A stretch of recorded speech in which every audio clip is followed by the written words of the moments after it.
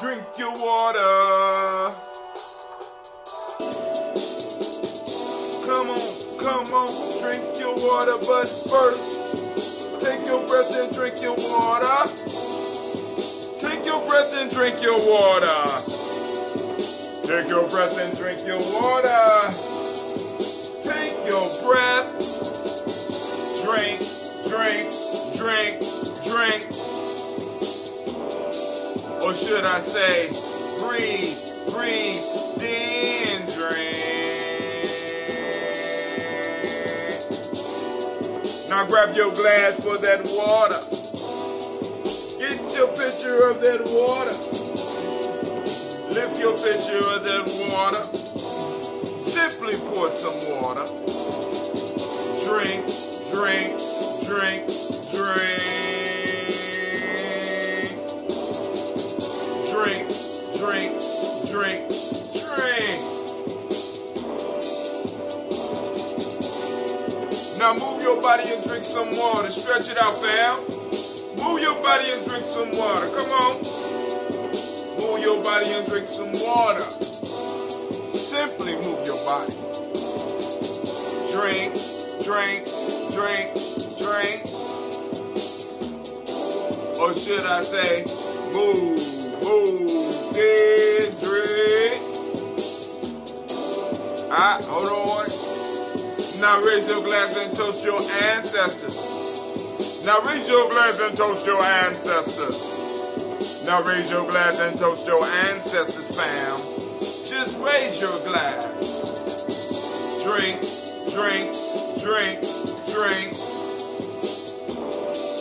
Or should I say, raise, toast, then.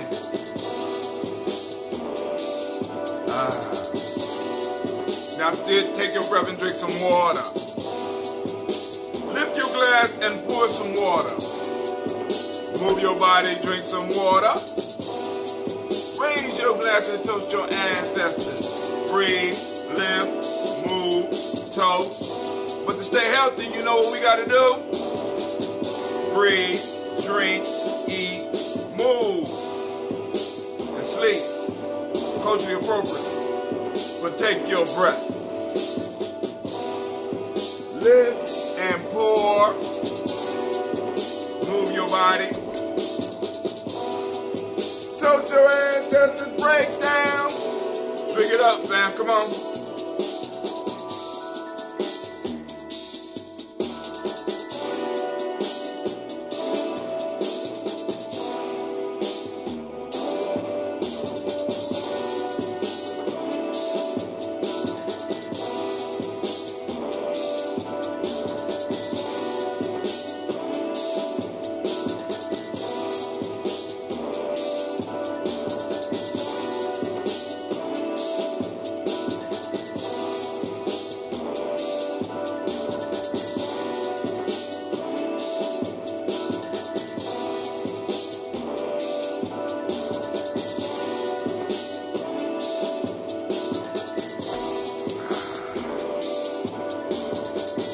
Drink, drink, drink, drink. Drink, drink, drink, drink. Drink some water. Lift your glass, lift your glass, lift your glass, and drink some water, fam. Great Kuumba to each and every last one of you. I want to thank y'all for joining us this morning. But I forgot something very important. Hold on. Hey, Cleveland. Cleveland. Tomorrow is Wisdom's birthday. Hey, Cleveland. Come here, please. All right, real life here, Jamie Journey. Yes. Come here, please. Y'all heard him say, God. Y'all heard that, right? Everybody heard you. What? Say, God. Could you wash off one of those yellow top bottles for me, man? You know, I want to wash it off before I use it. Yeah. All right, cool. So, family, I want to welcome you to Jamie Journey. Of course, you know. Well, hopefully you know where you are. This is the place where your hustle builds muscle. This is the home of the stubborn minority. This is the congregation of the mighty. You are now tuning into Giami Journey Media. Yeah, excuse, all of us fasting around here. Me, Anime, and Simba, we all fasting. So Anime, I'm gonna give you a pass on that one. Giami Journey Media. Thank you. This is a Heart of Simba production. And this is Daily Toast. Where we strive to blow up your old paradigm. All right. Y'all know today. Thank you, sir. You even brought the. Oh man, thank you, Philip. I appreciate that. Today we are on Kuumba. And I want to thank all of y'all family. We are one day out. I'm on my 21 day. This is day 20. And I planned it wrong because, you know what I'm saying? I shouldn't have did it during the whole Father Day thing. I ain't going to say that. I'm going to make it. We be breaking the fast about 12 a.m. On Moja early. I'm gonna do some cooking. I gotta get it, because I want to have a hummus wrap. Something simple. Don't overwhelm my body like I usually do. But of course, I'm gonna have one of those eggs too, right? Because I got those eggs sitting up there waiting for me right now. So of course, y'all know this is our Toast and Talk, and we have our. Where's this on our? We have our lines open at 614-556-4535. You call in, but if you want to have a serious conversation, call in after we get done with the toast, because we want to take care of the ancestors first. All that noise you hear upstairs, just letting you know, it's real life here at Giami Journey. And what's crazy is a lot of that stuff don't start till the thing come on. My kids be sometimes surprisingly quiet until I go on air. Then they want to show up. So let's see what's going on in the news. There's a few things that I posted up that we can talk about. There is a video I posted up, learn the history of the dandelion. Very interesting. The dandelion appears to be in a sense, the messenger of mass genocide and shit, because everywhere Europeans go, the dandelion go to.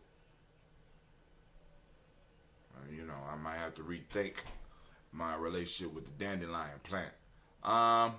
So I went on census.gov, and it says stepdad or mom's boyfriend, and this is a whole article that we could discuss today about what they are finding out about the amount of stepdads in the home, and what that means for us as DOS. You know what I'm saying?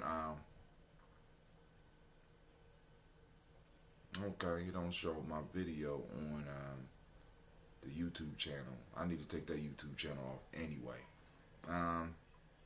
But anyway, here we go. If there's anything else I posted. We had a real good show on Ujaman. I want to thank Sister Jackie. I want to thank Sister Tracy for calling in. And we had a real good conversation. And like I say, maybe we could continue a conversation today. If not, we'll just do the toast. And I will go and start making preparations, because I have to. There's a couple of things I have to do, because like I said, we got some other shows coming up. That I want to, actually some shows that I want to work on. We have to get the newsletter prepared. We have, once again, I'm still waiting for the final word before I make the announcement that I want to make to the fam. But, of course, on June 29th, we will be having the mall. We're going to be getting the commercials out, be getting the ads out real soon.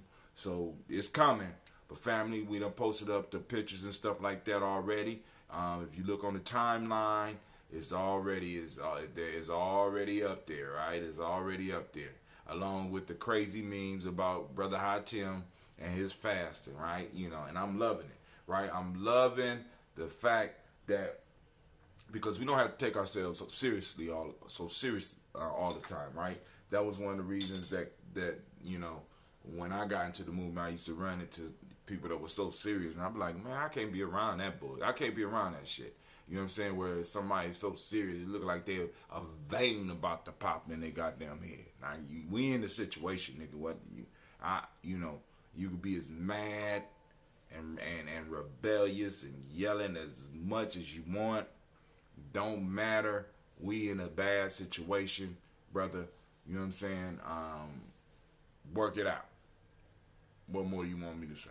You know what I'm saying? We got to work it out, and we're going to work it out, and we're going to be victorious.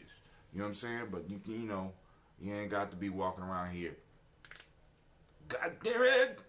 I mean, yeah, some of y'all know people. Some of y'all still got people like that around you, and I'm like, yo, I can't do that. I can't do that energy. I never was good. I was never good or very receptive of that type of energy.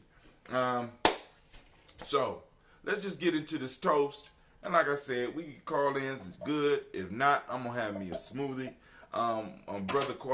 Brother Quasi called me and asked me. Well, text me. I won't text him back. He asked me how soon I think I'm gonna have my appetite. I never lost that shit.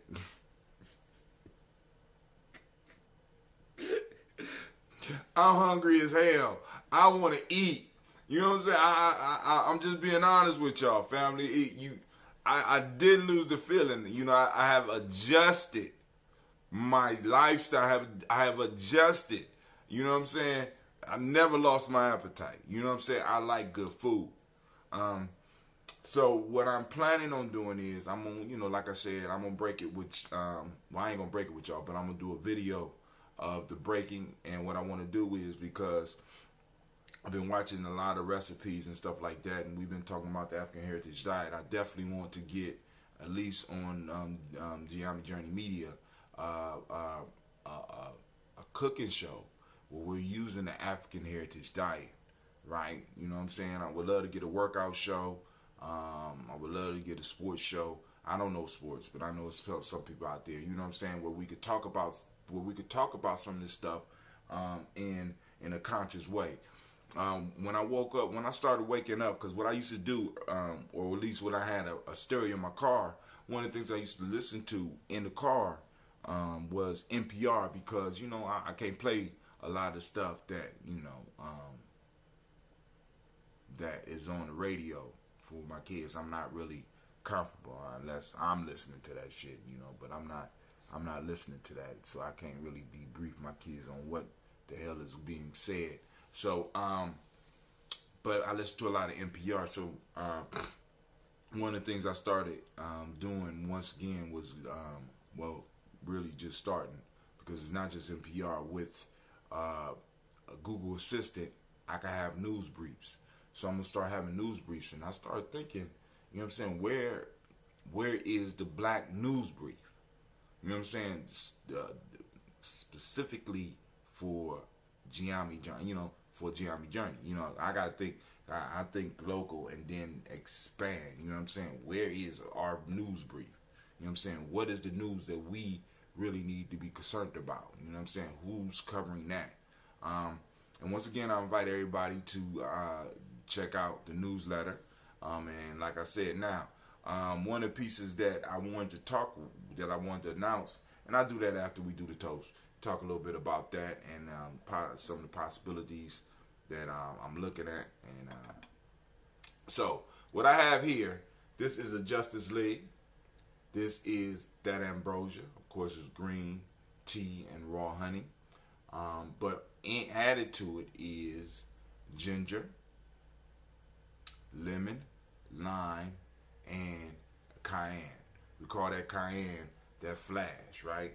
So I'm gonna put it up here high so that y'all can see. When you open up one of those ambrosia, family, make sure that you have one of these. Now the gallons is a little bit different. You can work that out. But please, you just don't pop off the top on this. This is not soda pop, right? This is not, you know what I'm saying? This is not some pasteurized bullshit that's been passed off to you. What I'm giving you is life in a bottle. It's alive, right? So when you open it, you just want to cap one corner and allow whatever's in there to get out. It's been waiting to get out and serve you. That's all that is. You see that? It's been waiting to get out. You want to get out. It want to work with you. Look, it's excited to see you. Like, man, what took you so long to open me up, man? I just want to be of service. I just want to work. I just want to help you. That's all I want to do. And once it starts flowing, you're going to take it all the way off. They call it the champagne, a kombucha, and for good reason. So once again, one of the things we're going to start doing here at Giammi Journeys, we're going to start making celebratory bottles. What do I mean by that? You know those champagne bottles, we're going to be able to bottle them up in the champagne bottles so that on New Year's, those of you that might not, you know what I'm saying, you don't do the champagne and stuff, but you want to have the pop and cork, we're going to be able to provide you with that. You see, we got that right here. Look at that. It flow better than that. It flow better than that damn champagne. But hey, and on top of that, it's good for you. So, I take it, I pour it, let's see. Because I love that. I love to show that, man. Look at that.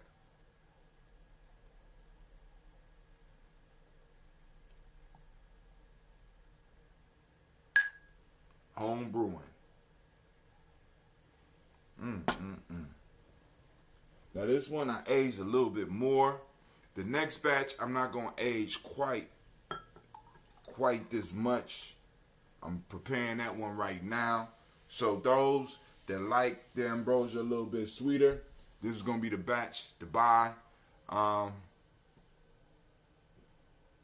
Woo, doggy. All right, here we go. First, giving honor to the creator by whatever name you choose to call that creator. Uh-oh, Sister Navita's up. Shots out. There's time to laugh at time to be serious. That's right. Would you eat chitlins? No, not right now. I choose not to eat chitlins. Let's say that. I'm not going to lie. Because when I was eating pork, I loved me some goddamn chitlins. You know what I'm saying? One, the whole, because usually when chitlin was around, the whole family was there, you know. So chitlins for me have a strong connection with family and shit like that. You know what I'm saying? Because I remember times where, the sisters in the family would get together and they would be cleaning the chitlins, and all the cooking would be going on right before the holiday, and the house would be full. My cousins would be over. We would be having a good time. It'd be some arguing. It'd be some drinking, but it'd be family. So I have very fond memories of chitlins. I don't eat chitlins because I can't. I don't eat chitlins because I choose not to. So hell yeah, I would eat some chitlins.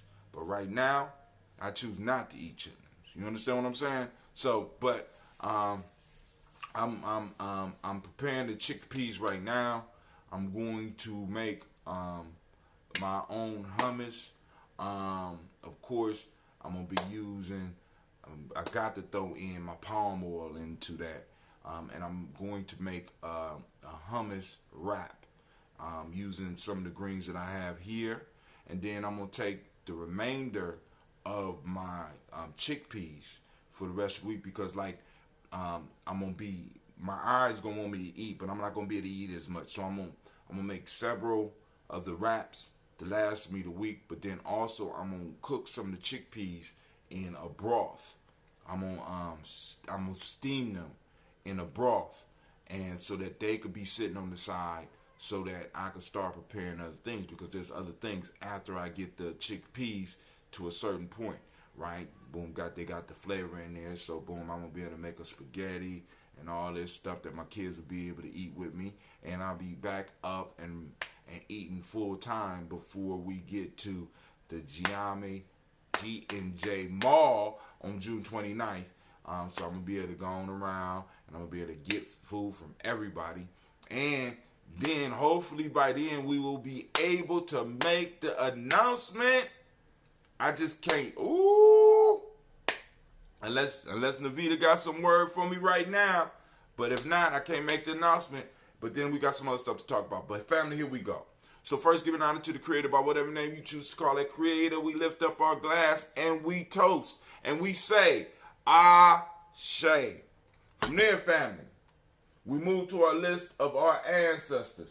And one of the discussions that was brought up to me this week by a sister was about the ancestors. And maybe we might have to have that discussion today.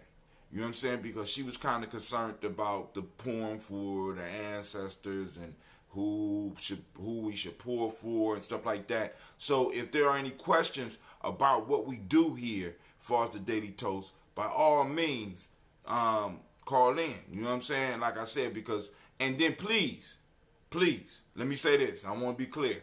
I'm not into converting or converting people. So don't try to convert me. I won't try to convert you. I just want to answer questions. Because I know some of y'all have some people out there got strong beliefs and stuff like that. I'm not trying to get into those long arguments. Please leave my soul alone. It's all right. All right? Because I know some of y'all want, I'm going to say, no, you can't save shit. Save you. Okay? Leave Bahatim to Hatim, right? You know, So here we go. Miles Brown, Miss Ann Robert and Texas, Anna Davis, Herman Brown, Singh, Rosalie Tilly, Georgia, William Walter, Chris, Fanny Gasson, Lee, Uncle Chris, I'm Fiend, Cleveland, Geneva Brown, Margaret Ellis, Wash Ellis, Cecil Ellis, Alvara Brown, Gina Gaines, Herman Brown II, Barbara Twiggs, Wash Ellis Jr., Katie Ellis, Nikki Ellis, Jamon Jones, Jeremiah Tappan, John Fallar, Montague Pittman L, Noma X, Pet Mount Rom, Lincoln Facour, Dr. Marianne Williams, Kojo Kamal, Elder Farmer, Elder Millie Dixon, Tony Clark, Pastor Yusuf Weston, Elder Ageni, Elder Ron Coleman, Elder Robert Donaldson, Alfred Brofro, Hector Jr., J. Edwards, Carlisle Harris, Grace Lundy, Inez Harris, William Bill Moss, Phyllis Rose, Sterling and Lucy Wright, Derek L. Pullian, the Luxter brother, Miss Eda Brooks Crawley, Miss Marie Nelson, Mr. Frederick Crawley Sr., Miss Jerry Brunson, Mr. Alonzo Johnson, Miss Marie McDowell, Janice Foster, Charles Jordan, Kel Smith, Walter Smith, Richard Trigg, Francis Johnson, Mary Franklin, Jimmy Williams, Daniel Ford, George Gibson, Anna Loretta Clark, Inez McCrae, Fritz Clark, Frankie Justice, Katie Justice, Derek Rendelman, Virginia Rogers, Reverend James Smith, Lois Henderson, Calvin Spratling, Mary Elizabeth Walker, Raymond Walker Sr., Sir Jane Carter, Michael Ford Jr., Kellen D. Russell, Susan B. Smith, Teresa Clay, Melville Hodge, Melville Hodge Jr., Herman Copeland, Mildred Copeland, Jenny Clay, Bird Beatty, Sarah Well, Livy the Farmer, Ago Sasu, Shell Harvey, Aunt Charmaine, Aunt Evelyn, Theolis Hasbury, Harvey Hasbury Sr., Linda Dickinson, T.C. Islam, Terrell Dunbar, Will Thomas, Sarah Berry, Mark Walsh, Merle B. Thornton, Pearl G. Thornton, Nada Johnson, Florence M. Carter, Joanne Thornton, Erica Trisha Lewis, Juanita Wright, Robert Wright, George Wright, Mary Eliza, Frederick Davis, May Elizabeth Rogers, May Esther Keachler Reese, Linda Watson Hammonds, Jarrell Giles Watson, Sparrow, Slimmy, Selva Lewis, Andrew Holmes, Pearl Moore, Percy Moore Jr., Mildred Owens, Booker T. Bowden, Charlie Hunt, Sammy Stover, Hader Pearson, Sturgeon Thornton, Richard Thornton, Lavinia Hall, Freeman Bankster, Mae Moss, Ophelia Peacock, Willie Thornton, Napoleon Kempty, Mark Ramsey, Paul Ramsey, Matt Ramsey, David Ramsey, Charles E. Thornton, Frankie Quells, Urania Thornton, Bernice Quells, Ernestine Jackson, Frankie Johnson, Teresa Mormon, Leon Johnson, Charles Bell, Vivian Ramsey, S.E. Johnson, Dorito Johnson, Leon Johnson, James W. West Sr., James Parham, Dana Jones, Henry World, James Farmer, Mary Chavez, Leon Grace, Bessie Johnson, Hadley Vester, Mary Moreland,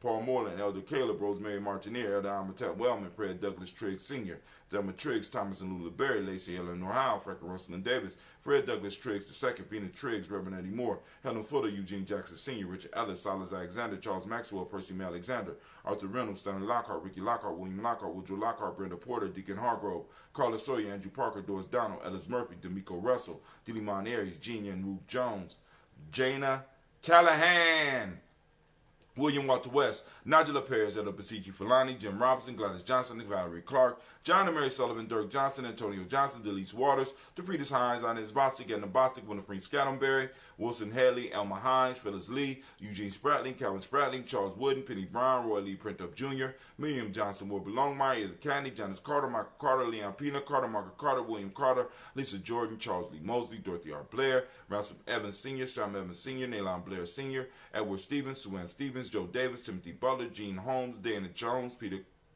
Charles, Christy Nichols, Cardinal Robinson, Rosemary Charles, Ada Pearl, Bob Ingalls, Jack Wallace, Warren M. Finch, Warren P. Finch, Tim Ingalls, Audrey Finch, William Billingsley Jr., Jennifer Sensenball, Hazel Gatson, Jerry Brantley, Brian Watson Jr., Kaniko Parsons, Jason Kathy Bradford, Thomas Bradley, also known as Uncle Buki, also known as Gypsy. Reverend Roosevelt Word I, Stacey Trotch, Frank Smith, Mother Bertha, Michael Leonard, David Brown, Ruth Carter, June Cox, Ruth Cox, Paula Cox, Ronald Irvin, Judy Hubbard, Irene Johnson, Francis Booth Jefferson, Dan Wilkinson Sr., Emma McClendon, Jerry Doyle, Amina Robinson, Mary Nichols, Patricia Williams, Shabaka Teray, Greg G2 Gibson, Donna Hill, Richard Gleavis, Lee Irby, Tommy Irby, Boy Irby, Jim Gaucher, George and Hallie Johnson, Archie Margaret Armstead, Diane Scott, Erica Armstrong, Claire Fox, Gene Evans, Archie Beck, Anna McGill, Charles McDaniel, Christine Cottrell, Becca, Alice Arnold, Arthur Arnold, Hattie Reed, Charles Reed, Eula Andrew Baker, Patricia and Edwin Brooks, Gwendolyn and Bob Hatch, Kimball Vernon, Bradley Kim, Janie Harriet Tubman Cates, Vincent Sturgis, Sally Mae Baker, Ethel Baker, Creola Baker, Geneva Baker, Aaron Eno Baby Hatch,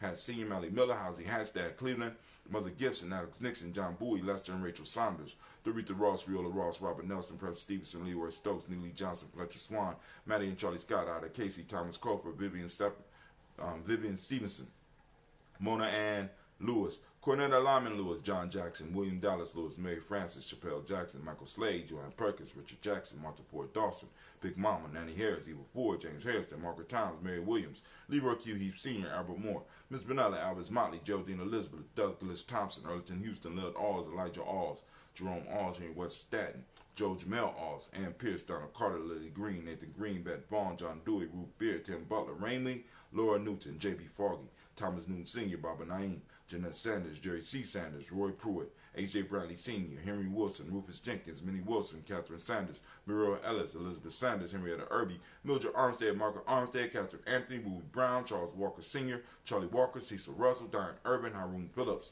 William Ford, Margaret Logan, Phyllis Barnett, Lee Irvin Sr., Michael Urban, Ozella Watson, Hugo Watson, John Carwell Sr., Robbie Lee Caldwell, Nevaeh Mitchell, Ron McCormick Sr., Sabrina Easley, Rashani Easley, Javale McCormick, Barbara Ann Reed, Dorothy Ann Reed, John Reed, Shekhar Maha Reed Jr., John Reed Jr., Patricia Reed, Edward R. Benson Sr., Ethel H. McNair, Lois Fernandez, Jacqueline Broadus, Reginald Oliver, Mazarin Cooper, George Swan, Emania Grayson, Charles Scott, Charles H. Scott, Michael Morgan, Charlie Morgan, Sybil Edwards McNabb, Annie Ferguson, William Ferguson, Shelby McClendon. And on to the Black Book. Joella Giles, James Carswell, Liberta Adams, also known as Ancestor, Elder Shaka McNair, Anthony Brown, Jonathan Ford, Lottie Gaucher, Cousin Tony, Michael Johnson, James Jimmy Johnson, Barbara Shang Lewis, Ronald Shelton Jr., Damian Top, Westina Banks, Joseph Bingham, Quincy, Mama, Aunt Lady, Abraham Isaac Cundum, Aunt Barbara Lewis, Renee Johnson, Joey, Ryan Ross Riggins, Jamonte, Marcus Price, Ness Words, Marshawn McCarroll, Demetrius Beard, Herb Jepson, Ralph Mickens, Eric Walker, Quasi Sample, Candace Simmons, Severin Clayton, Leonard Jones, Sade Garner, Melvin Scott Sr., Elder Clarence Lumpkin, Elizabeth Johnson, Frank Smith, Stacey Trice, Denisa Gore, Nathaniel Hassan Turner, Khaled Sin, also known as Nigel Turner, Demetrius Lewis Flint, Alberta Woods, Geneva Simmons, Daniel Tilley, Angeline Gant, Sharifa, Oscar Kane, R.G. Gripper, Dominique Nichols, Ruth Elaine Johnson, Teresa Sambu. Family, we raise our glass and we salute all of our illustrious ancestors. Man, it feels so good to toast them every day and the stuff that is just opening up, family. And what we need to start happening on Giammi Journey, listen, if you are part of the Daily Toaster team, right? If you're a Daily Toaster, if you tune in every now and then, if you have noticed any changes since you have participated in this process, we have been doing this for 3 years over and over again. Would you please share on the timeline? Because the piece is, family, if it's not working, we need to know. I'm just letting you know, far as Giammi, this shit has been it's been popping off, right? Far as my life, it's been popping off. The opportunities that are just opening up is just ridiculous. I mean, of course we go through our struggles and stuff, but I mean, like I said, I'm speechless on the stuff that's been happening, and it's incredible, and it's like, and I attribute a lot of that to the process in which I have involved myself, including the fast, right? Including the daily getting up and toasting, including doing the stuff that we've been doing as far as Giammi Journey. Man, listen, I'm just like, yo, so I know I ain't the only one. I'm just, if you're going to call in today, you know, if you don't have a question about the ancestors, we need some testifying, right? Call in and testify how the Daily Toast has enhanced. You know what I'm saying? Enhanced. And if it hasn't, be like, yo, be honest about it. Shit, you know? I'm just like, yo, it's been good to me. Right? So I'm lifting up my glass to my ancestors, right? That combined us as a tribe, our spiritual tribe that's out there, that's blessing and protecting each and every last one of us, that's working and whispering wisdom to each and every last one of us, right? So we lift up our glass and we say Ashe. From near family, after my long-winded, whatever that was, we're going to move and we're going to talk about the day. What's up, Miss Kim? Lines will be open, or, you know, it's open for you already because I already know how the lines are over there. We are on Kuumba, family. Activate those reticular formations. Get out there and find the Kuumba. And then also, family, how many of y'all that actually take it serious is using your reticular formation to seek out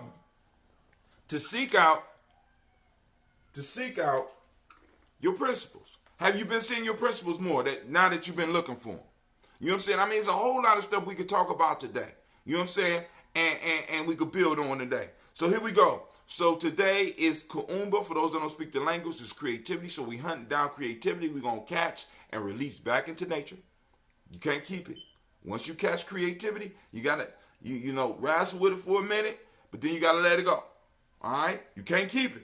Right? Demonic principle of the day is order. The color is orange. Cause and effect is the Hermetic law. Male name for the day is Kwame. It's your day, Kwame. It's your day. It's your day, Kwame. It's your day. It's your day, Kwame. It's your day, Kwame. It's your day, Kwame. It's your day. And it's also Amma. Shouts out to all the Ammas out there. Amma. It's your day, Amma. All right, now, I'm kind of excited, family, because I'm about to, woo, man, family, I'm ready. I'm ready for the fast to end. Lord have mercy.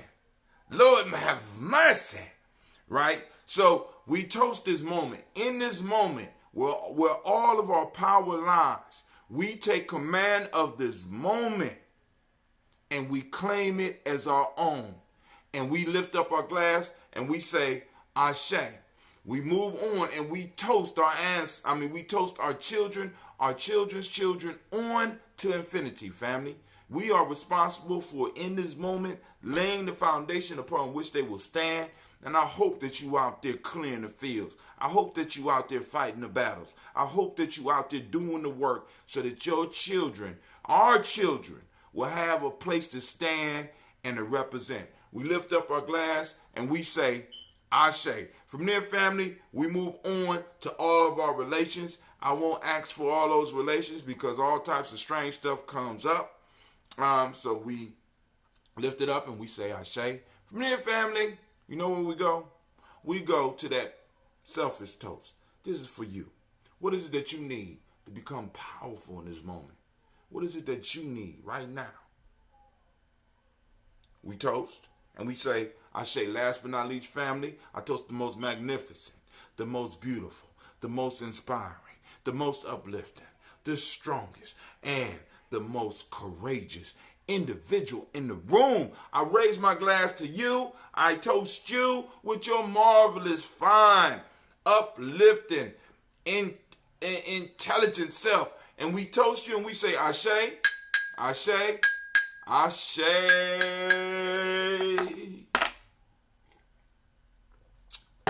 Damn, Kojo's song would have been perfect right then. I need to go download it. I ain't downloaded to this database yet. But Sister Navita's on the phone. What's going on, Sister? What's going on, Sister Navita?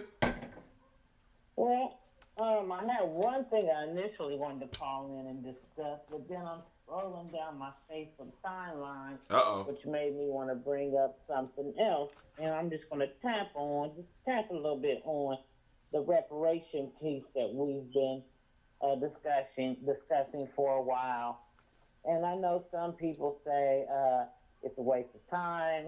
to ask for reparations. It's ridiculous. It never happened. And sometimes it's made a mockery of that we even suggest that we get reparations. So I'm scrolling down the timeline, and this is an article which I just ran upon, so I haven't read it yet.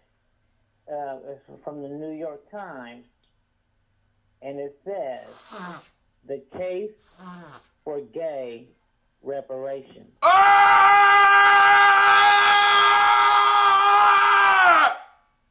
Stop fucking around. I ain't lying to you. I ain't lying to you.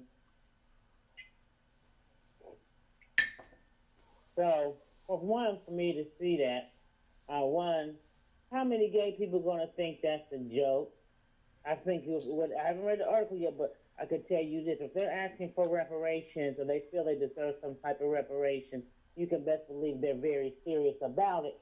And no one's going to make fun of them wanting reparations like that. The same people that may have thought it was funny and unreasonable for blacks to act, I want to see them same people make that same suggestion for gays to ask. Because nowadays, if you say anything against gays, you might as well say something. It's like saying something to a black woman about her hair weave. You're going to get backlash after backlash after backlash. Navita. Which I think also is also a sign that it's a diversion tactic, that we may have been on to something. We on to something. They got to break that up. They got to break it up. Oh, my God, Navita. And this family, listen. I'm not against any group getting what they deserve. None. Right? I put mine first, though. My family needs come. My family needs come first. So if the gays are able and they have a good case, all means, get it. But let me say, I ain't got no good case. The only person, in my opinion, white privilege exists for everyone, gay and straight. Black people did not fall for that diversion that are considered gay, LGBTQ, whatever. If you black, you on this side of the street with us. We're trying to get reparations over here. Wait a minute. Let me say this. Let them pick their side of the street. But I just want you to stay on the side of the street that you pick. You know what I'm saying? Because when they beating your ass, right, it's not going to be because of the gay issue. And more than likely it's going to be because of this right here, the skin. Right? And I'm just like, because what we have right now is we have a thinning of the herd.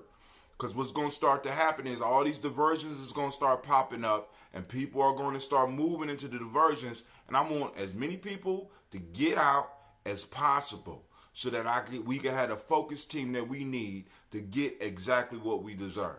You know what I'm saying? And I want to address that piece about begging. And because family, here you go. Somebody be like, I ain't gonna beg the white man for no money. First off, we're not begging white people. We're not begging anybody. The federal government has a debt. Now, if you are late on your mortgage and the motherfucker's calling you asking you when you gonna pay their mortgage, do you consider them begging you? Right. You know what I'm saying? You think you can tell them, quit begging me. Right. Stop begging for your money. Get up and pull yourself up by your own bootstraps. How dare you ask me for money out? You know what I'm saying? No. You don't look at it like that. And black folks, we have to start looking at what we went through right now when we're talking about reparations in a sense as a business transaction. I'm not asking you for something that I don't deserve or something that our people don't deserve. We could prove that. There's no doubt about that. It's a debt owed. And what we are demanding, we're demanding that the government of the United States, you know what I'm saying? We're not begging white people. We're not begging Asian people. We're not begging Hispanics. We're begging the government of the United States that sanction and allow what happened to transpire and without any redress for generations. And it's not begging, it's collecting a debt. I am a debt. I'm a debt collector, goddammit. You know what I'm saying? Do you need time? You need time to get that 20 trillion, 17 trillion. What, you need time? We can make payments. We're willing to work with you. Oh, yes. Our people, we could make pay. We understand.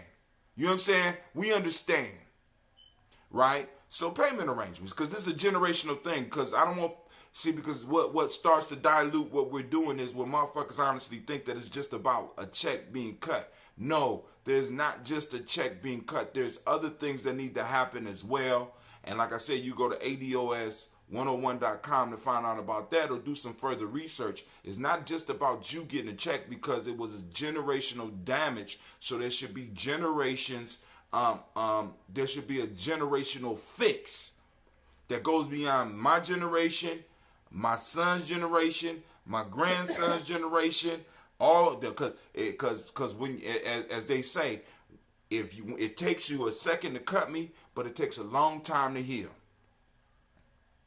So it's just like I said, like the Hiltons, like Paris Hilton and all of them. They were born into money that came from their previous generation, and they have admitted to getting their start in the slave trade. So people will say, well, you weren't even alive when that happened. Those people was before you. Well, if that's true, then Paris Hilton should have started out with a goddamn dollar. Yeah, exactly. But she didn't make none of that money. Her forefathers made that money. So she should be starting out at $0 motherfucking dollars. Now, if she didn't make that money, but they don't say it. They don't look at it that way. When it's for their benefit, they don't take the money from the previous people that was before them. Exactly. They are benefiting from what happened from the past, just like we are being detrimented, or we are being penalized for what happened in the past. All this is generational, and I'm with you, Navita. All right, cool. Let's eliminate it. But from now on in America, everybody born at 0. I don't give a fuck what you everybody. You know what I'm saying? Because really, what black folks are asking for is justice. So white folks, I agree with you, right? Let's say you're right. Then there should be no generational wealth, just like there should be no generational poverty. So this next generation of children that's born in America, all of them start at 0. All of them. So when you die, all of your money doesn't exactly. All your money, all your money goes to the state, and it's equally distributed amongst everybody. Since since the past don't really affect us. They say, well, like I said, well, y'all wasn't even alive when that happened. How does that affect you? Okay, well, she wasn't alive when the Hilton Empire was built, so there you she go. didn't have no right to none of that money. There you go. You know what I'm saying? Yeah. See, and these are the arguments that we have to have shows like this, where we have conversations so we can start equipping our people. Because a lot of these, if you're not used to these discussions, they will shut you down with bullshit. See, because this is what I have to baffle you with bullshit so that you will not pursue the thought any further, because for a long time they would stop the reparation movements with stupid shit. Even shit that some of our ancestors said. I don't want a handout. You know what I'm saying? What do you think all the land for the railroads were? What do you think a lot of the homesteading shit that went on out west was? You know what I'm saying? Right now, Yvette Carnell, they just had a book reading when affirmative action was right or something like that. There's books out there that talks about this shit, where people was getting all types of shit, and your people were marginalized and eliminated from that. But everybody else get the benefit. But then when you ask for it, why you begging? Nigga, I ain't begging. I'm collecting a debt. Exactly. Come on now. Like Hershey. is another one. They used a lot of their money came out of the free slave labor. See, we could and they're producing cocoa. Right, but we can even go farther than that, Sister Navita. All these companies use these roads. A lot of these roads, before they became roads, were these expressways, or you know what I'm saying. A lot of those was laid down by our ancestors, by their feet, being walked and being forced to move from one part of the state to another part of the state. You know what I'm saying? A lot of this infrastructure for this country, you know what I'm saying, was built by us. You know what I'm saying? So indirectly, the whole country benefited. And this is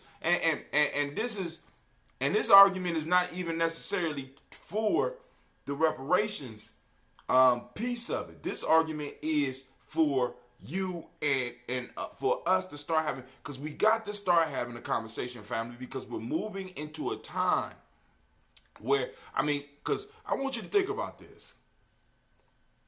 We, in many cases, are so disconnected from reality that motherfuckers, like, for example, me and you experienced this. We was talking about this morning, right? Well, you have individuals that say, I'm for the people, and I want, we want to bring you here to speak, and they'd be like $15,000. Yeah. See, now I'm not against people getting money. Don't get me wrong. Don't get me wrong on that. But when you're dealing with community organizations, right? $15,000 is fucking outrageous to even come out your goddamn mouth. You know what I'm saying? And some of the shit that some of us have experienced when we want to bring people here, because it's almost like, because as you start to you get disconnected, and what a lot of our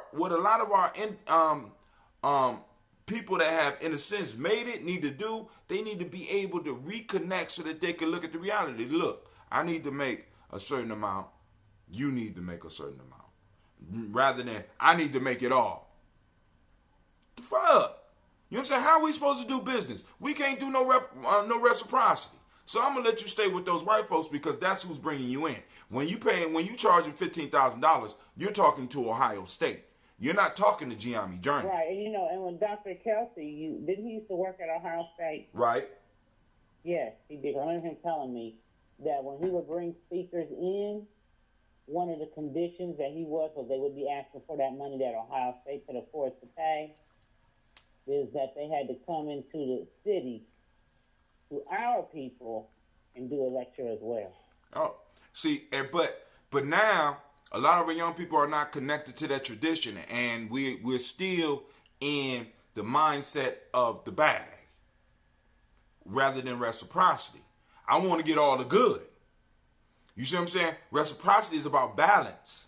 See, because if you're going to practice Mayat, you have to be about balance. You know what I'm saying? Because I understand you got a lifestyle. You know what I'm saying? It ain't my fault that your lifestyle costs what it costs.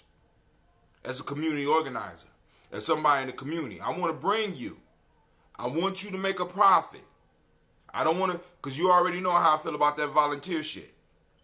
You know what I'm saying? I want to bring you, I want to find a way to make you some money. I want to give you what we got. But I also want to be on the other end, be able to raise funds so that this don't have to be our last fucking function. I really don't believe that a lot of these individuals understand that when they're talking to community organizations and they give them these figures, what they're saying is, I want you to shut down your organization so that you can bring me. Because in most cases, because these small organizations such as we don't hold that kind of money. Right. And if we come up with that money, that's all we got. Exactly. So you're going to shut down our organization so you could come, spread a little cheer, and roll the fuck off. Give me a break. But hey, I don't know. I'm just. That's why I, a lot of people do. I'm gonna say this. I don't care. Nobody's saying, and you met him too, I believe. I don't know, but I can't remember. But yeah, you met him. He was in Umar when he came and did his thing. It was a reciprocity I don't even know if he wanted to say it was reciprocity, but the brother gave me money, free merchandise for working the door at his event he held at the church. Hooked up everybody. Hooked up everybody. Then took us out to eat and paid for everybody. Hooked up everybody. And then you hear all this talk about him, because I'm like, yo, boom, I got a personal experience, so I'm not gonna argue with you about how I'm not gonna argue people's feelings about that shit. You know what I'm saying? And then even gave us a reasonable price when we was talking about bringing him here for the Malcolm X Festival. Right. You understand what I'm saying? Right. And he also, when he came, he said, I want to take a picture with everybody in here who wants to take a picture with me. I said, okay, well, my friend owns a bookstore, and he'd like to buy some books for you in bulk. And he said, well, after I get done with the pictures with everybody, I will handle that. Well, my friend Illumina, he had to leave. It got late. So I said, I can get with you later on the book. Well, how many books did he want? I said, I think he wanted like 12. He said, well, here's 10 of them. I said, well, I'll pay you now for the books. Just get the money from him. And he said, he can have them. His gravy point. I ain't never had none. I've brought plenty of speakers in here, and I ain't never had nobody give me money and merchandise like that, and take me out to eat. It was always the other way around. We was taking them out to eat and paying for all of them. But it wasn't like that with him. But nevertheless, also I wanted to discuss the latest incident with the young man that was smacked by the black police officer that looked white. Did you ever happen to see the video? No. Okay, that's what's here in Columbus. What happened? He smacked There was an incident. Oh, well, you guys see the video. There was an incident here in Columbus about a week ago. And basically, the police officer, the black dude, ran over because I guess it was his wife or his girlfriend. She had the babies, and she ran into an area. And he didn't feel like she was, and you could tell when I watched the video, he didn't feel she was putting herself in a safe position. So he ran to her to make sure she was safe. And when he ran to her, an officer comes from the side and shoves him and punches him or slaps him so hard that he doubles over. So now this is all, he's this dancing cop in Columbus, this dancing cop that's known to go to the hood and dance with the kids and shit. I don't give a fuck about that. Right. What he did was illegal. That mother, because like I said, once you get into that fraternity, I mean, like I said, it's very hard that's a fraternity. That police thing, that's a gang. That's what I said. They're a gang. Right. Or actually, let's don't even use the word gang. Let's just say they're a tribe. And they have certain rules. Okay. And once you get into that tribe, like I said, certain things apply within your culture. So he's operating inside that culture. See, so in that case, right. in that instance, he's an enemy. Regardless of whether he look white, he's blue. He's black, he's Asian, don't matter. Exactly. So he did. The news comes out because it's all over social media. Tariq even talks about it on his show. It makes national news. And then they come out with the body cam of the officer, shows a different angle, and validates the officer's reaction. So I seen the body cam, and it didn't validate shit. It ain't no different than the fucking other angle I saw. But the press spins it and headlines it as if the officer was justified in his reaction. And just because that was the headline, 50%, I'm going to say 50%, I'll say 40, of black folks flipped the script and now are siding with the officer. With the media shit. Right. And then not only do they do that, they do what I call the Obama Beer Summit with Skip Gates. They called a young man together with him, a pastor, and some members of the police force in the city, and they hold a summit. I've seen pieces of it on the news. And basically, the black dude, I just turned it off, but Eunice saw it, And the young man that was assaulted by the police officer gets on there now, and he's doing a Rodney King, can we all just get along? I should have acted differently, fucking statement. And this is a whole nother issue too, because now, far as the media, because, and I need to talk, we're gonna have to get together as Giame, all of the initiated older folk, because I want to really do some stuff with Giame Journey Media far as news that we should follow. But one of the things we have to be careful is that when we look at these videos, because one of the reasons I don't get on a lot of these videos, because even when you jump behind these people, you don't know how they're going to flip that shit. So you have to be very careful, because they will make us look like a fucking fool if we stand up and we start doing stuff for them and stuff like that. And then all of a sudden turn around and be like, can we all get along? I'm not on that shit. That's betrayal. That's betrayal. That's treason. But I think that this is what I think. When you are put in a position, because now they put this black man, he's made national news. They're coming at his neck because they were in the wrong. And they arrested him and everything, and he didn't even break the law. But okay, so now first of all, you're doing a summit. That summit alone should tell you that they know they did something wrong. Mm-hmm. And they're trying to clean that shit up. They try to clean it up. Now, in my opinion, where we failed as a community is we didn't have nobody that had the power, an attorney, a group of people or whatever, to get to that young man and have his back. See, so he was tribeless. To that young man, he was scared. He was tribeless. He was alone. He was floating out there by himself. You know what I'm saying? There was no backing. He might not even have elders that was able to whisper in his ear about what he was supposed to do, and he probably ain't have, So I understand. You know what I'm saying? Still don't make it right. Right. Still don't make it right. Don't make it right, but You see, and we as a community, we got to start stepping up in numbers. Just like when that Somali dude some years back, I forget what the police did, some rank stuff to that, some Somali dude, and he was special needs or something.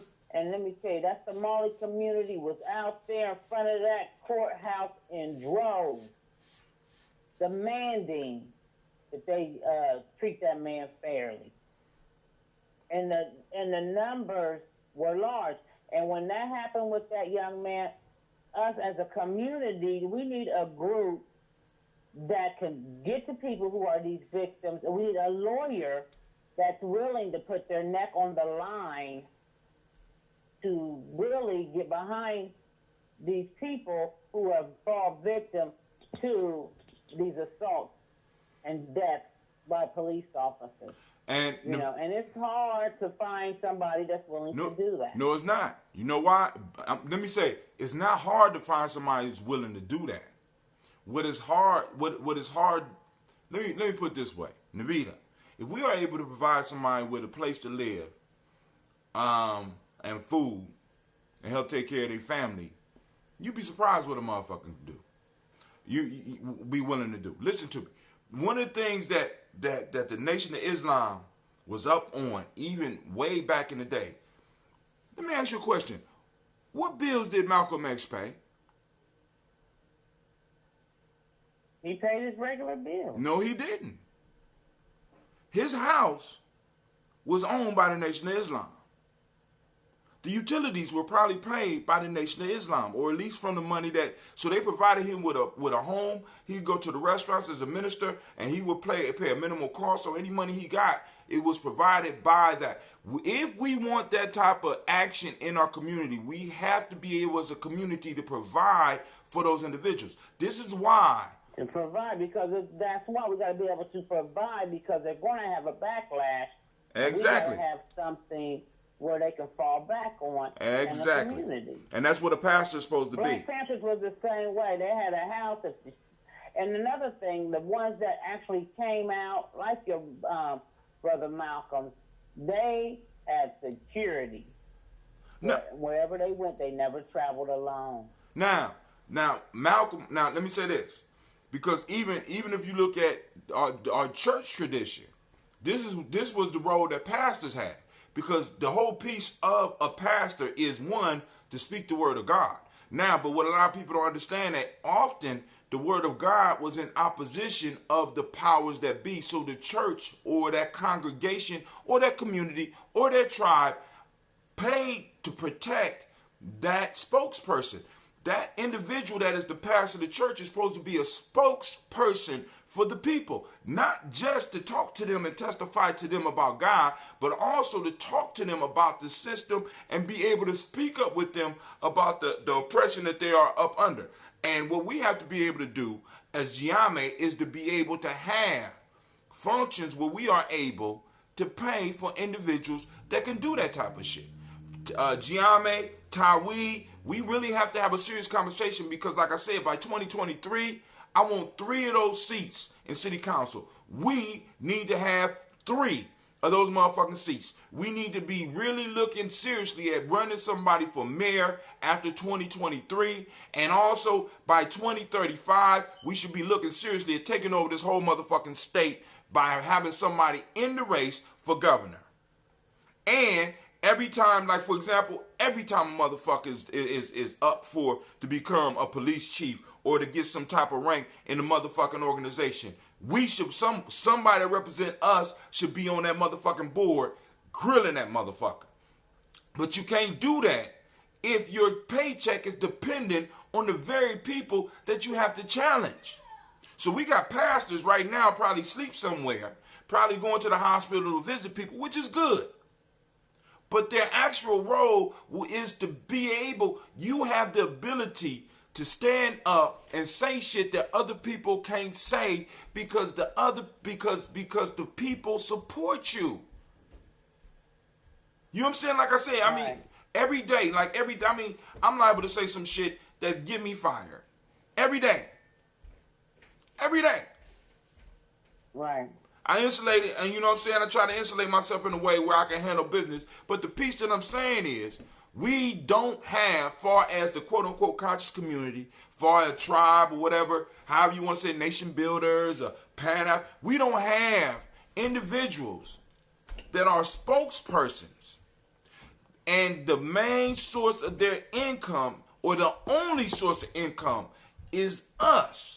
Because the only one that won't betray you is the one that you provide for. Don't you? I mean, you don't understand. We don't understand that shit. You know what I'm saying? So black community. Now, and check this out. Check how fly this is, Nvidia. You ready? I'm gonna tie this into the G&J Mall. The reason we started the mall was so that we could start building up entrepreneurs, so that we could start having a safe place where we could come and we could have discussions like this, and also start building up income so that eventually somebody can start managing that whole mall concept and in a sense, be free enough to speak. Freedom costs money. Right. God damn it.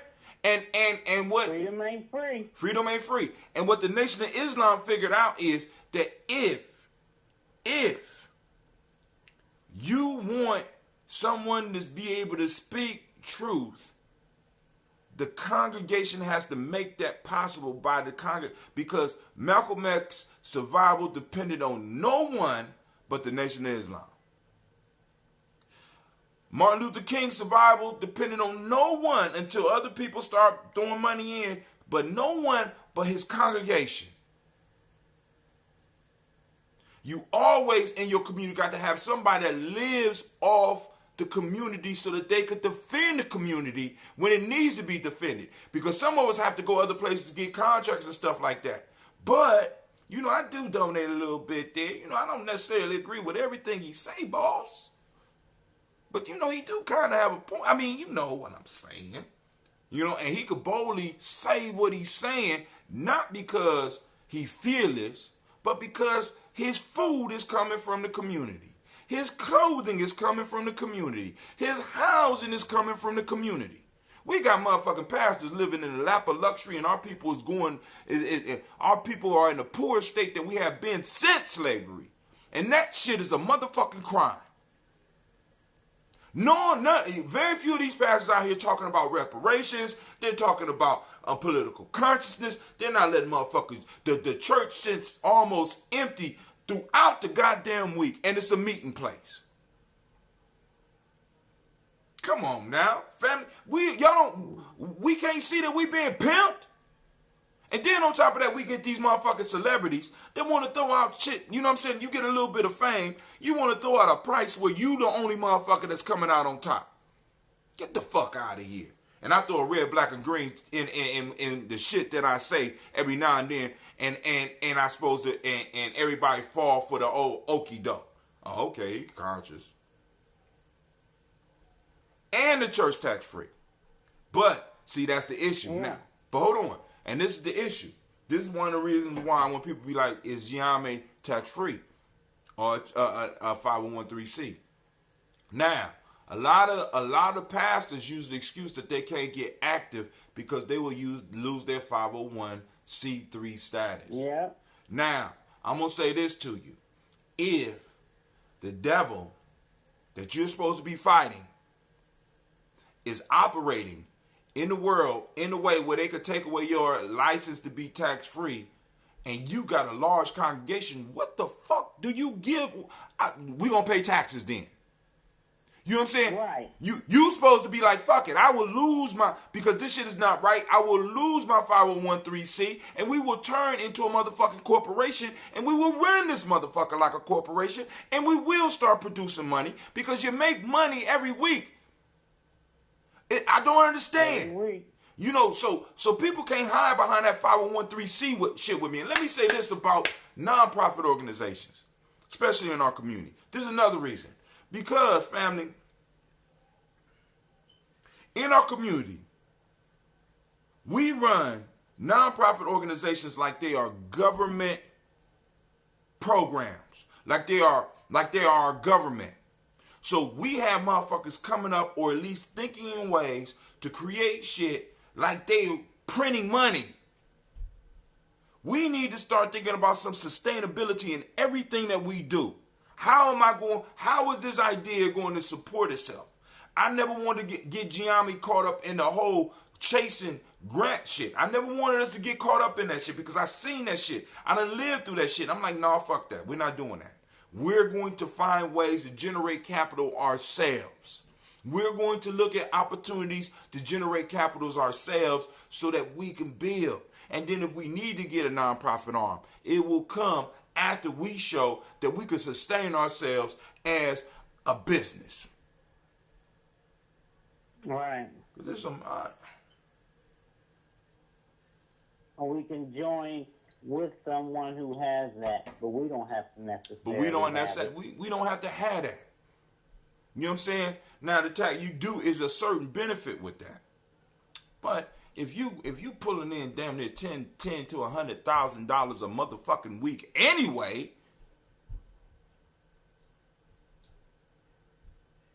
you got lawyer money. Come, but I'm gonna leave that alone. You know what I'm saying? Because I get hot about that because I look around our community and I'm seeing all this pimping going on. I see motherfuckers out here showing and faking wealth that I know that they don't have. Talking about other poor motherfuckers. When the numbers show us that 50% of us are one paycheck away from total devastation. Hell yeah. Hell yeah. One paycheck. And we running around here. I'm not begging, nigga. You ain't never seen me beg. And for anybody to get on my timeline when I post anything about reparations with begging, you need to check your motherfucking self. Because I don't beg nobody for shit. But I do believe that when you owe me my shit, nigga, I'm going to step to you and I'm going to get my shit, whether you're the United States government or you the penny pimp on the motherfucking corner. I'm coming to get my money. That is how we have always been. I don't know where a lot of you coward motherfuckers that's hiding behind the Bible, that's hiding behind black consciousness, that's hiding behind the 501c. I don't know where a lot of you motherfuckers come from. But you don't come from the African stock. You don't come from the African stock that made it through this shit. And for any of you motherfuckers that get on my timeline and talk about what we don't do and what we haven't done, but you haven't done a clear analysis of history to understand that everything that your ass has already, that you think you know and that you think you have come up with, our people have already done. It's almost insulting. It's already been done. Just like I had, excuse me, I seen a post a few days ago where a brother said, if we can't treat each other with respect and be unified, how do we expect a white man to do the same? You know, we got to do better. I'm like, you must gotta pay no attention to history, motherfucker, because it's Black Wall Street is a perfect example of unity and act right. And they didn't give a damn about how we acted or how unified we were. They bombed that motherfucker. They bombed that motherfucker. They bombed it. They bombed that motherfucker. And that was the only place that they did that to. Now, and we got to be clear about that. You hear this shit about if we just would do this, they would do that. They've already proved, if you know anything about history, what they gonna do. Point blank. And in the video with the young man in Columbus, the sister was in the background. She didn't speak the King's English to perfection. She was kind of off on the King's English, but she was yelling, and people was like, she acting up, she making it more worse, she's aggravating the situation. But when I was watching it, that's just how it tripped me out how we view things. So that when I saw it, I didn't see anything wrong with what she had to say. Her questions were valid to me. She was yelling. I don't see a problem with that. There's no law against yelling at the police officer, and they've created this climate towards them.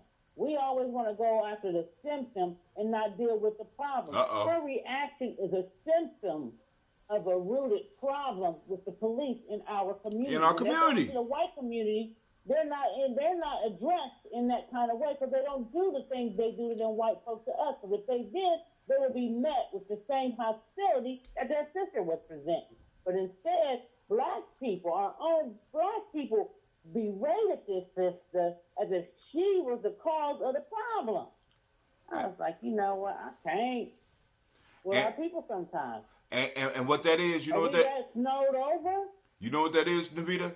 That's called blaming the victim. That's easy. You understand what I'm saying? It's the easy thing to do.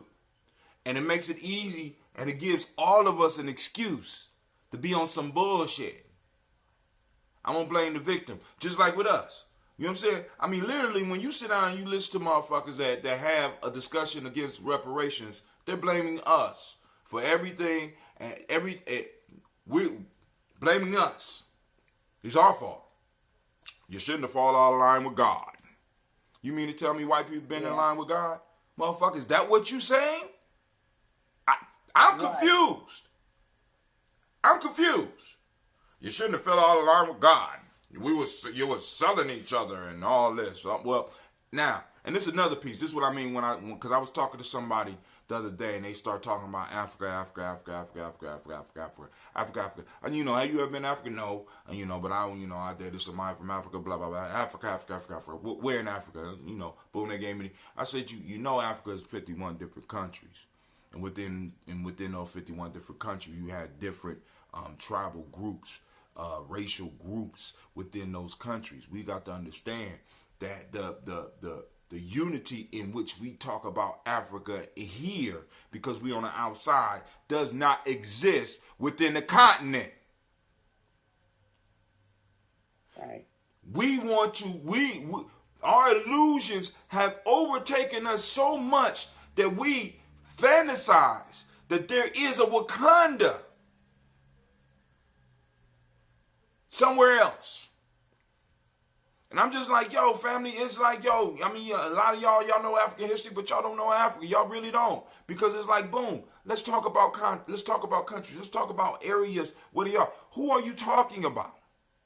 You know what I'm saying? There's an alignment between the Kemetic and the Ashanti. Let's go talk to Ashanti motherfucker about that. And anybody met a comedian lately? Anybody? Hello? No. Anybody out there met a comedian lately? You understand what I'm saying? You got motherfuckers, we're throwing out fantasies rather than dealing with realities, right? And there are cultural similarities. But sometimes we take shit and we go so deep with it. And we miss shit. All we need to do is be able to get the basic symbols to organize as a tribe right here. And let's do it. And then we could go home and we could visit. And then we go home as a tribe and be accepted as a group, rather than just as an individual trying to get in somebody else's shit. This is what we have been reduced to in the diaspora, especially here in America. And everybody come to America and make us feel bad because we don't have no other place to go. So we start trying to feel like we want to belong. I'm an African. What the fuck is that? What is it? You belong to a continent? Mm-hmm. That's a big ass continent. A big ass continent. You know what I'm saying?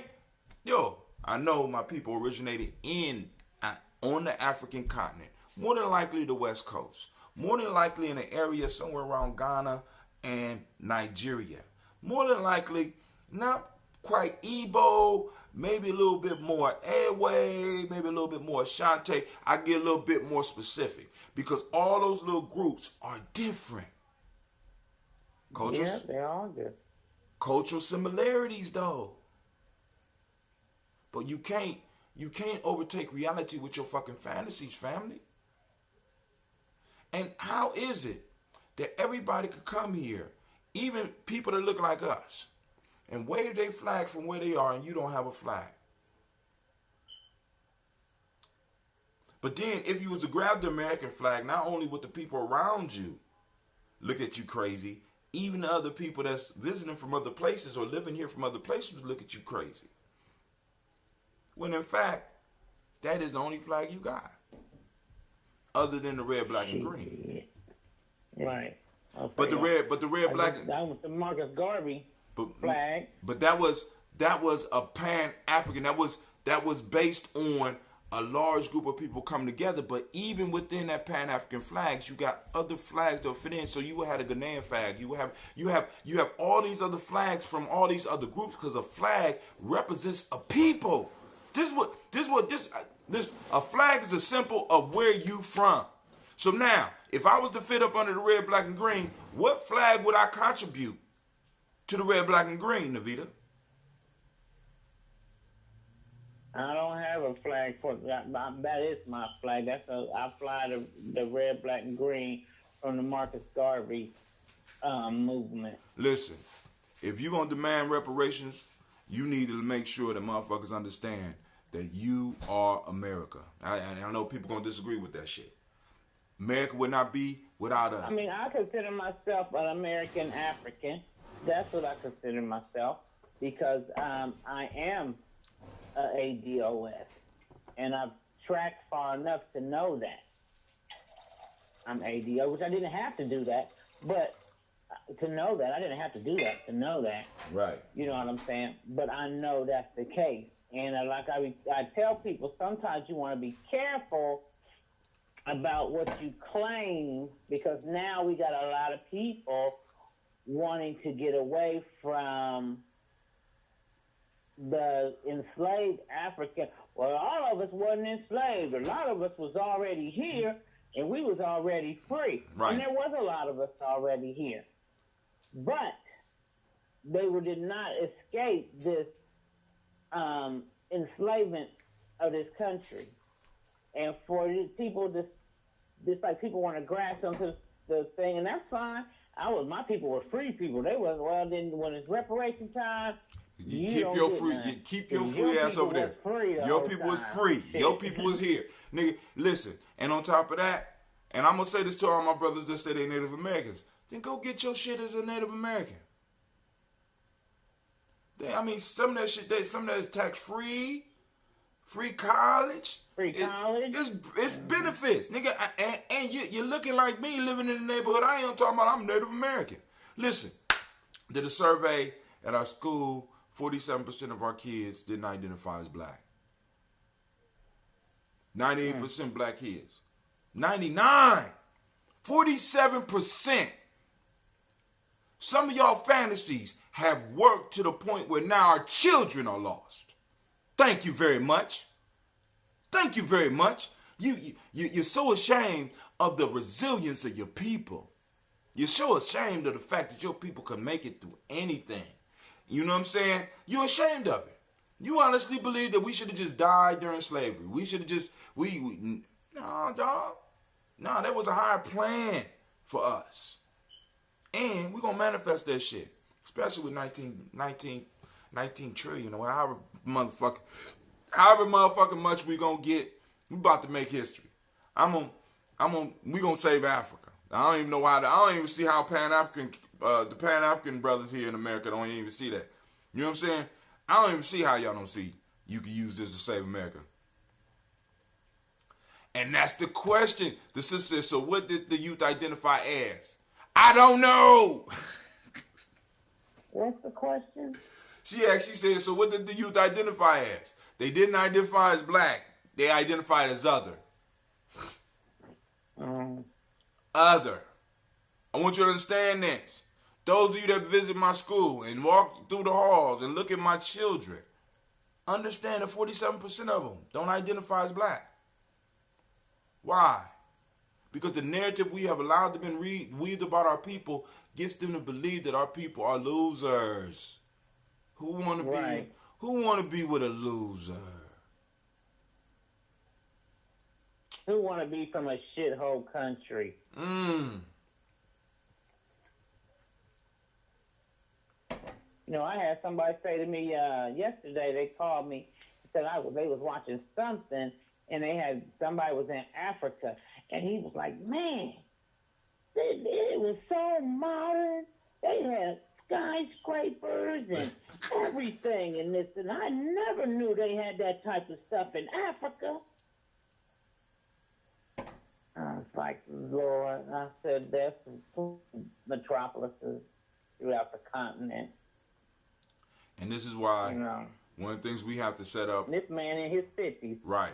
This is why we have to set up international travel within Giami Journey. Not only we're going to do that, we need to do a national trip, but we also need to do some international travel with Giami Journey because, like I said, I was fortunate enough to make several trips to Africa, man, and it's like unbelievable, family. I only been in one, and I only been in one country.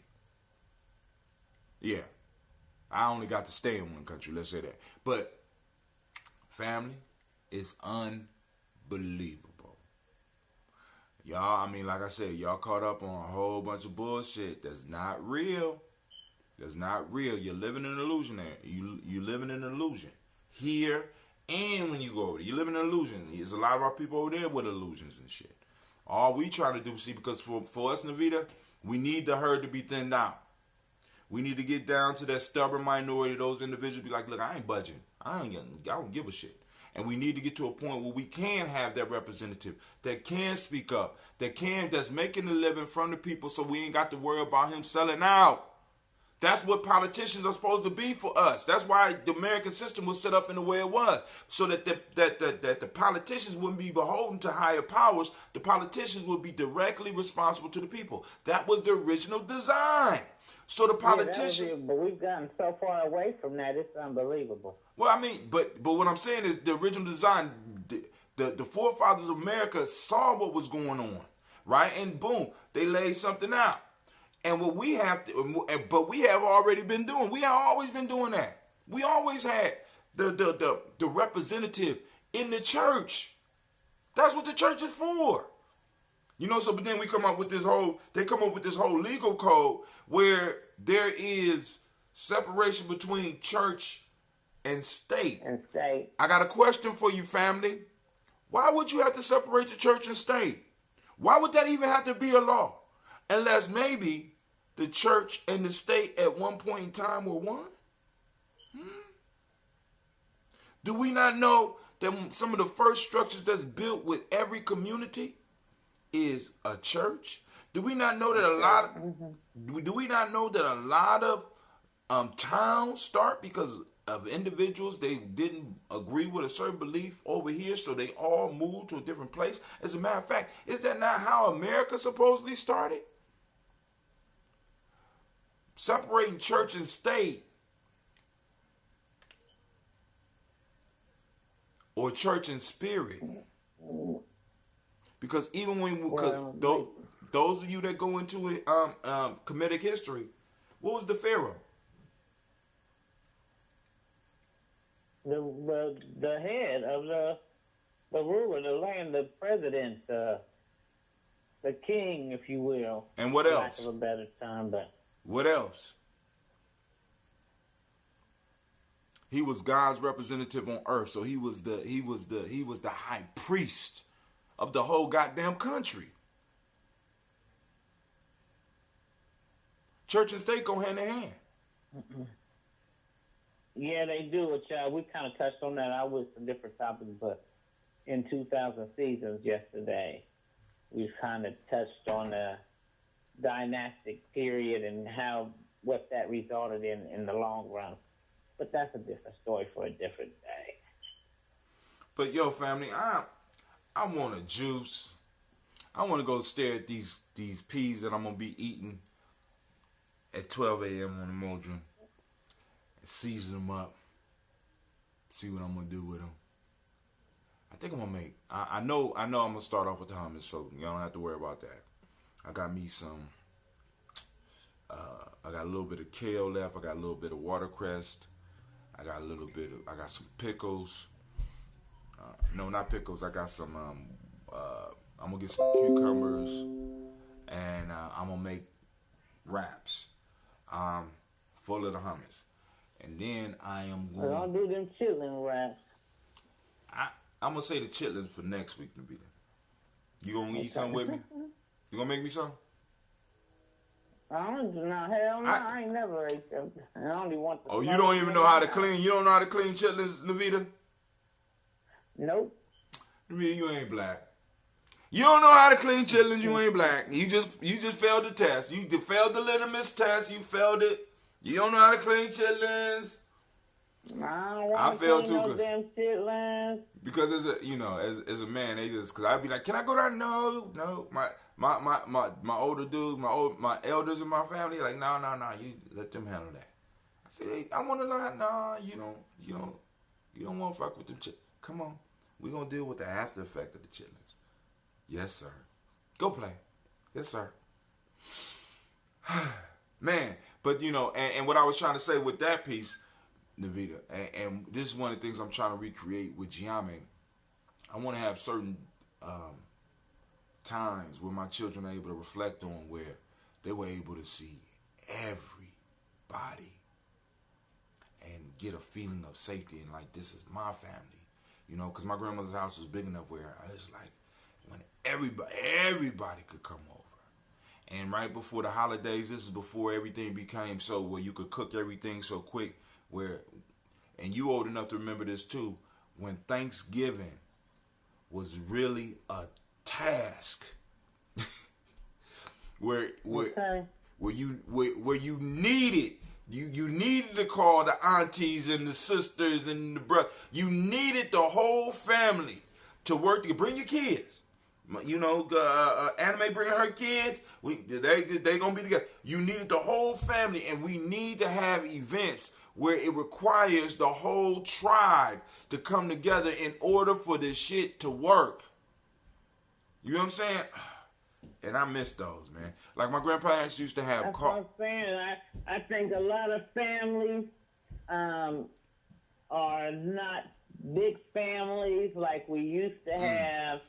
And I know, at least with my family, I've noticed even with the family reunions that we have, it's less and less people now that the older people have passed on. And a lot of the younger people, they don't even come. And I haven't for years because it just wasn't the same as what it used to be. They would call, everybody would come in and everybody would bring something and everybody came. My grandmother, she brought us, and everybody came from around to meet with the family. And the elder generation kept that strong. Kept it strong. But as they passed on, right? You know, our family traditions have really fell off. Our family reunions are weak as hell. A lot of times, half of us don't even know each other. Right. You know, it was really, you know, and I just like, you know what, I need to, maybe I need to do better and be more active in that, you know what I'm saying? But, you know, like you said, we would have to call everybody together. But you know, what started to happen was the big mamas. See, because like I said, the matriarchs of the families were able to call shots. Right now, everybody is free. I could do whatever the fuck I want. You know, my mama, you know what I'm saying? My mom called me. I could grumble a little bit, but I'm gonna have to do what the fuck she say. But we got individuals like my mom. Their mom could tell them to do some shit, ask them to do some shit, ask them to listen. You know, oh, fuck you, mom. I'm not gonna do shit. Nah, see, right? Cause think about, I mean, I remember before my grandparents got. I ain't gonna say before they got saved because I don't know how long they got saved, but I do have memories of card parties that my grandparents used to, and they used to always have events where everybody come. But now, because what we got to understand, part of the process of conquering us is media. This is why I'm saying Giammi Journey Media. We have to show images and teach people how to throw the old school party, not the party where you go to the club, because the club is a new thing. This is what they done found ways to commoditize everything we do, and we can't control none of it. But our families, my families used to come together. Our families used to come together, and Navita, me and you, we're gonna be crucial for this. Our age group is gonna be crucial for this because we were born right at the time where shit started to change. Me and you we're not boomers. But we are right at the beginning of Generation X. So we saw the whole shit morph. So cause what's crazy is even some of your cousins that are 2 years younger than you might not have any memory of this. We were born in the year 1968, in the 68, 67, maybe 66. We were born at a crucial point where in a sense the baton was passed. But yet and still, as the world started opening up to us, quote unquote, people started figuring out how to pull us apart. Because it was those parties, as well as the church, that held us together. Where our grandparents didn't have clubs to go to, so they had those little, sometimes because if they didn't have those little secret shacks that they went to, they would have the party at their house. Right, that's what they would do. Be at their house, the Medea style home picnic, the family picnic, and everybody and their mama came and ate and cooked and everything. That's what I'm saying. That was at the home. And that was at the home, and you would bring your kids, and then like you would have car parties. Because I remember my uncle told me, or I don't know, if it was my mama or my uncle. They told me, like for example, that when my uncle Chris got murdered down south by some crackers, they knew exactly where my grandmother was. She wasn't at a club. They knew exactly where to go. She over Miss Ella's house or whatever. They're having a car party, and they walked in there, and they had to take her out. You got to come with us. What you mean? I'm winning. Get up. We got to go. You know what I'm saying? And they knew exactly where to go get her. And this is the issue. We have to start learning and teaching ourselves how to do that and be like, boom, because when we go to these clubs, we're giving our money to others. Even though we control the door. See, because for me, people are like, why you don't go to clubs a lot? Because I don't want to go to a club until I own a club. Or we own a club. You know what I'm saying? Territory. Right. You know what I'm saying? That's why I say, like in Giammi, when you get to the old books that I put out, we was talking about a man house for rituals, a woman house for rituals, and for women to get together and men to get together. But we had a central clubhouse where we all could gather and have a good time that would be run and controlled by the family. You see what I'm saying? And it's like, because we lost all that shit. We just giving our money away. We giving it away. You know what I'm saying? Because like I said, I don't ever want to get to a point where I'm too high for a party. You know what I'm saying? I met some of my best friends at parties. Matter of fact, one of the reasons I'm upset and started fasting and cut my hair was because one of my partners that really reintroduced me to the tradition of house parties and families gathering ended up happening to do time. That shit fucked me up. You know what I'm saying? And I'm like, shit, it's been 8 years. You know what I'm saying? Except because I have another brother that does something very similar. It's on a smaller level. But, you know what I'm saying? And it's like, boom, how do we hone that within Giami where we, like, for example, when you said, hey, we're going to do this on Juneteenth, blah, blah, blah, y'all come. I'm like, shit, I'll be there. You know what I'm saying? When we come and we don't do nothing but chill, bring a dish. You know what I'm saying? I'm bringing meat. Right. I'm eating all y'all food and I'm leaving. I'm going to talk shit about it. How about that? You know, I'm trying to bring the community back because a lot of us don't have that family connection anymore. But it doesn't have to be a connection that's your immediate blood relative. You could be a part of the Giame family, the community family, and we can get together and we can celebrate together. Because, you know, when the crack era came in, along with other things, but I'm going to speak on the crack era, when it came in, it broke down families like nobody's fucking business. Man. Well, but crack was, like you said, crack was one of those elements.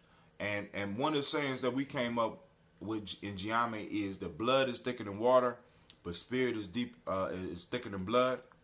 You know what I'm saying? Because, like, I got spiritual brothers that I could depend on. Spiritual brothers and sisters that I could depend on more than some of the people in my families. Some people that I'm related to in blood.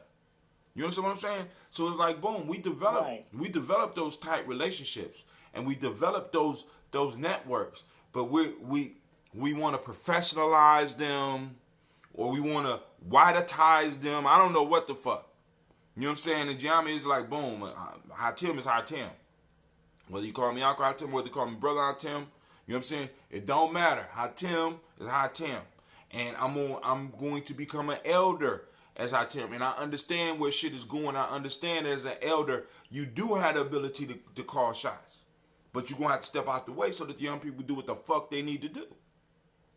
I understand that. So I'm trying to enjoy my last few years in the sun. I really am. Right. You know what I'm saying? So, you know, when people be coming up to me like, but I tell them, we need to talk to you about consensus. Fuck consensus. I don't, you know what I'm saying? Consensus?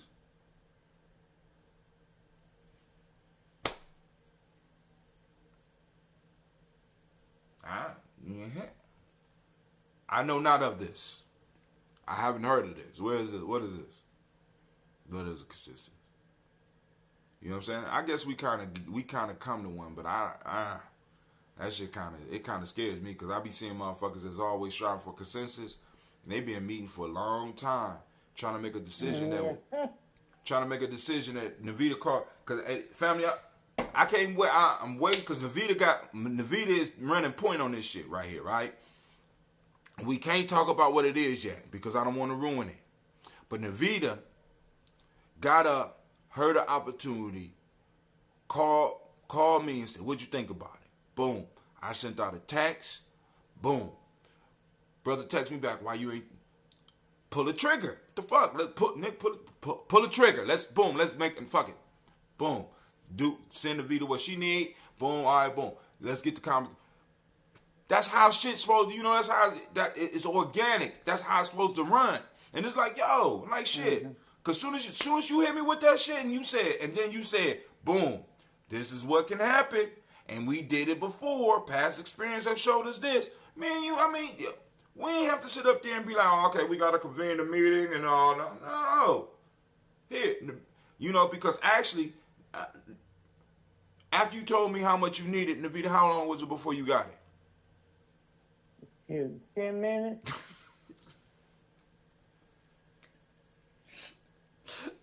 And then on top of this, because we such family, we charged everybody. If you have rank, replenish the pot. Exactly. Everybody. If we break it up through everybody, it ain't a problem for on everybody. It's not a burden on folks. It's a hey, boom, it's going out, boom. And I can't believe people be talking about pharaohs and kingdoms and shit and don't understand how shit run. I don't. That's me. Consensus on what an individual does. She said consensus on what an individual does. I know not of this thing. I'm a practice of my eye. What? She said consensus on what an individual does. I don't know. I'm a follower of my eye. I don't believe my eye talks about consensus. I hear truth, justice, righteousness, reciprocity, balance, order, and harmony. And then if you move outside that shit, my eye got a motherfucking shooter that will chop your motherfucking head off. Simple. Right. No meetings required. Truth, justice, righteousness, reciprocity, balance, order, and harmony. Is what you're gonna do is going to throw any of that off. And then if you operate outside that shit, you get to mess with hair cootie, or set, which can take the form in human form and deal with your ass, and it often does. But we're gonna talk about that. But all right. Sister Naveen, I don't want to tie up your whole day. We moving on 2:00, and we started this. Yeah, honey, I'm about to take me a nap. Damn, I just got up. I've been up since early. So. Oh, I mean, I don't know. Those that get up early, y'all know on the weekends you got to catch me when you can, because this is one of the few. Today was one of the few times I could just lay in bed and be like, damn, I ain't got to go nowhere. And tomorrow's one of those days too. I just got to go and I had to get a haircut. Shouts out to what's the name of the barbershop? Ngozi? Yeah, shouts out to Ngozi. Like I said, because family in a minute, the newsletter, we're gonna be taking ads, and it ain't gonna be that expensive because we're about to spread the ad. We're about to spread the paper, the newsletter all over Columbus, digitally. And shout out to my son's barber, Al Edmondson, at A Cut Above the Rest. He is representing the community. He buys black. He contributes black. And he is running for a seat on city council. Shut up! Mm-hmm. Uh-oh. All right, cool. I'm glad you... Can we get him on the show? Yes, you can. For sure. See, because listen, family... I'll get him on the show for you. Mm-hmm. Family, because what we got to do... because I could do an individual show where I interview him about his platform and what he plans to do or what he wants to do for the black community as a politician. See, because when I say we control 3 seats by 2023, it don't just have to be motherfuckers coming from Giami. We just need to have our hands in it. You understand what I'm saying? So hey, mm-hmm. I'm glad when we find young people that are willing to do that, because I thought I was gonna have to run. So he's our age, so is he? Yeah. That's right. Yeah, he's our age, and he does a lot of stuff in the community. And a lot of his products that he buys at his barbershop, he gets from Elder Alona. He does all kind of wellness stuff in the community. He has a health and wellness thing. I think it's every last Friday or Saturday of the month, or every first Friday and Saturday of the month, which I got to get with him on that, where he has the people come out, because I want him to come out to our spot. Right. And they do the blood pressure check and the diabetes screening and all of that. He does a lot of stuff. So he's definitely worth interviewing. I'm telling you, he got my vote. I vote for him. I'm voting for him too. See, and all we gotta do is motivate them. And Miss Cynthia said I was going to suggest you run for office. I'm seriously thinking about it. You know what I'm saying? Because either we're gonna have to get some of these young people ready, or I'm not doing it. Tyke's gonna get ready. Oh shit, Tyke's. I told Tyke's. Every time I say I got plans for you, dog. I got plans for you. You know what I'm saying? Mm-hmm. And I'm like, cause I'm looking at Cleve. I'm like, I'm trying to get Cleve focused. But I said, Tyke's, I got plans for you, dog. Tyke's went up to DC and had impressed university heads and. I mean, you know what I'm saying? I'm like, God damn. Mm-hmm. And your grandson, because like I'm saying, all I got to do, see, because if I was running for office, it would be clearly just be a placeholder until these young warriors got to a point to where they could get that shit. And I'm talking 18, 19, 20 years old. But we have to be able to have the wherewithal as a community to support them. You know what I'm saying? Because we got to understand there's going to be major people going against our interests, and they're going to fight with their money, their wallets, as well as parking tickets and police fucking with us and shit like that. But like I said, once again, because what's even more important to me than just being able to get into political office, we have to make sure that we have individuals that are supported by the community. And I'm not just talking about you buying penny candy from, that's literally supported by the community, that makes their living from the community so that they can speak up for the community. When the community is in pain, that motherfucker say, ouch! Get off, get your hands out my pocket. Because he can say that because we pay, this is what we pay you for.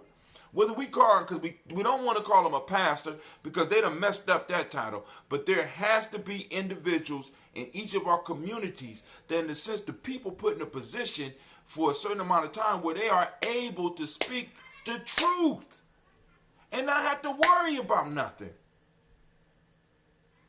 They work for us. Nigga, you work for us. What is you doing? And that's the challenge for us. That's the market, what we doing, the cultural stabilizing holidays, you know what I'm saying? Us raising dues as Giame, doing dues and doing camps. We're looking for that. Not just the political, because it's cool to take care of the politics outside of us. But they're going and they're being paid by a system that has already showed us that it will sell us out and sell us down the river. We need an individual that's paid directly by us to represent us. That don't necessarily have aspirations, because if they move into office, they no longer can hold that position. That position needs to be moved into by somebody else. Once you go outside this community and start earning money, then you are compromised. We need somebody uncompromisingly black, uncompromisingly supported by the community, so that when it's time for them to speak truth, they can do that. But hey, it's out there. The young man, Miss Cynthia, I'm going to let Kingston know. Because she said the young man Kingston from the mall. Because Kingston was getting it in, boy. Kingston had people coming to me. Kingston be getting it in, don't he? Man, look, Kingston had grown men coming to me and say, hey, man, am I allowed to tip the workers? Yeah, go ahead. Kingston was hustling. I said, damn, Kingston was on everybody's tongue at the Malcolm X Festival. I said, oh my God, Kingston, what you doing? Every time I seen him, he was doing, well, other than coming around getting some money from me. But I'm Kingston, you can't, come on, dog. You gonna get paid at the end of the night. I need some cookies. Okay, cool. No, go get some cookies, man. But yeah, we groom our leadership. And we put some in political offices, but we always need to have that person that represents us, because it would be easy for you to detect when they are going astray. Because it's like all of a sudden, they showing off, you compromise. Once you get compromised, you no longer represent the community. He's very engaged, and I love him. He actually gave us some business advice to make money. I heard. Look, Kingston was going around giving people business advice. He was moving tables, getting chairs, walking people to their car, helping people move into the mall, helping people move out of the mall, helping set up the stage. I said, and then I was so proud of Kingston. And actually, we gonna have to do something special for Kingston. Well, actually, we got to do something special for all our young people. But family, this is Brother Hatem. I want to thank you for joining me in the congregation of the mighty. We are the stubborn minority. This is the place where your hustle build muscle. Welcome to Giami Journey Media. This is a Heart of a Simple production. And this has been another Daily Toast with our weekend toast and talk. Our toast and talk will be a perfect show for homeboy, for Mr. Edmondson to come on so we can talk about this, so we can start getting some motion behind him from the community, because he's going to go and he's going to represent us, right? Because he's connected to us, because he's been in the community for a long time. So I think a toast and talk would be an excellent time for him to come up and chop it up with us and let us know what his agenda is. And of course, I got to ask, where do you stand on reparations?